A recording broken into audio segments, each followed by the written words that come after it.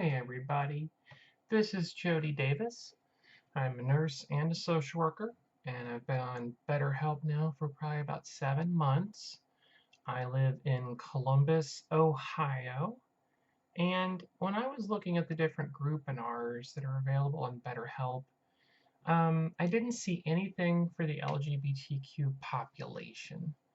And I saw great stuff. There's great groupinars on anxiety and depression and PTSD and Um, I just didn't see anything for the population, the part of the community that I feel I belong to. So I kind of lobbied for there to be a group in R. So I was asked to put together a little demo presentation, and I'm going to do that. I think talk about 6 minutes to go along with a PowerPoint. So I can't really share my screen on this. I'm just talking. This very first slide a couple years ago, pre-COVID, 2019, Columbus, Ohio Pride Parade.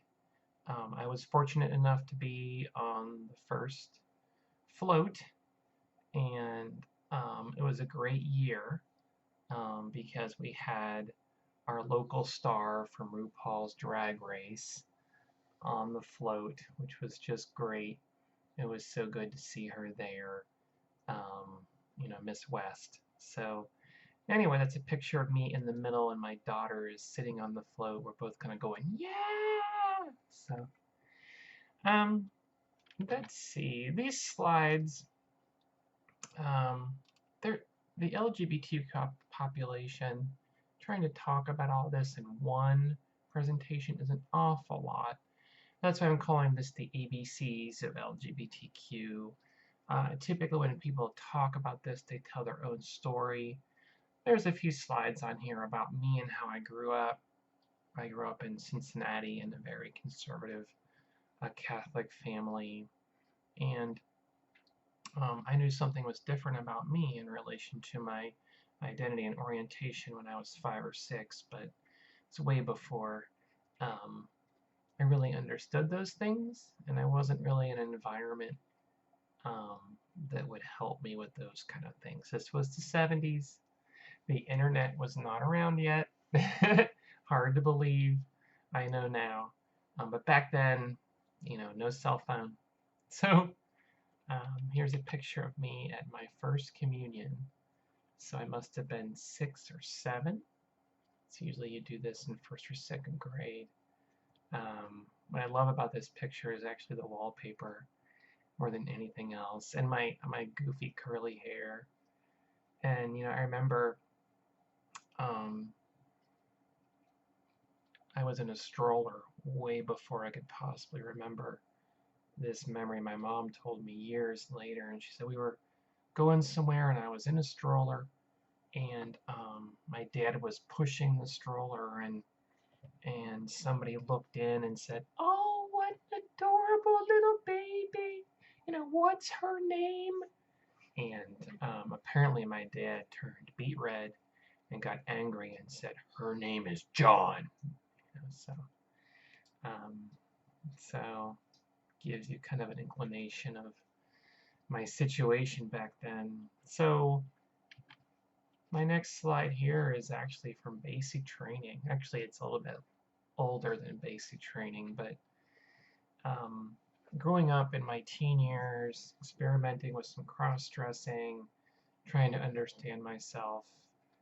I also had a really unfortunate experience at my all-boys high school with a male upperclassman who had molested me, and so I had a lot of guilt and shame about that. I didn't feel like I could talk to anyone about it. So I was dealing with am I gay?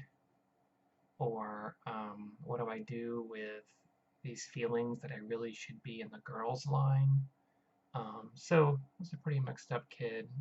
And if you look at the LGBTQ population, lesbian, gay, bisexual, trans, queer, questioning population, they have a higher rate of joining the military than the rest of the population, or you could say the cisgender or the heterosexual population. So I went in to pay for college, but I also went in because I thought it would help me man up, make me more of the man that I was supposed to be, what God wanted me to be. I thought my family definitely wanted me to be. I really didn't have any options. So there's many slides in this presentation, and I feel like it can be very tailored to the audience. So some people may be on here to talk more about lesbian gay healthcare or bisexuality, um, poly, these different orientations. Some people have me on here to talk more about helping their clients that are transgender or genderqueer.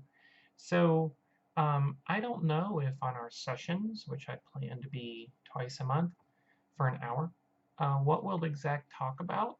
Um, I think I'll listen and kind of go back and forth, and maybe every week I'll do 30 minutes of a presentation and then a lot of Q&A. It's certainly possible.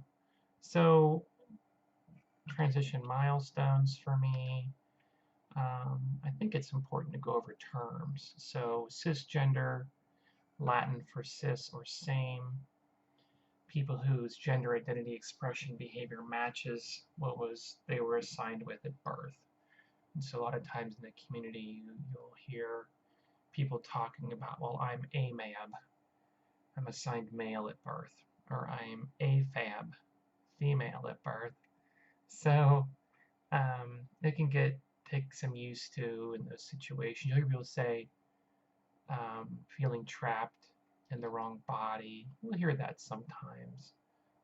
There's a lot of different terms out there, and they're ever changing, but these are the ones that are more common. When I was trying to figure this out, the term transgender did not exist. That came about maybe 10, 15 years ago. So initially I was cross-dresser or transsexual maybe, or a transvestite, which didn't sound so good. And then I was thinking about Rocky Horror or something like that. I was like, does that make me a freak or a pervert? So anyway, I've done about 7 minutes of video, so I'm going to stop so it's not so big. So thank you for watching this. I hope it works. Bye.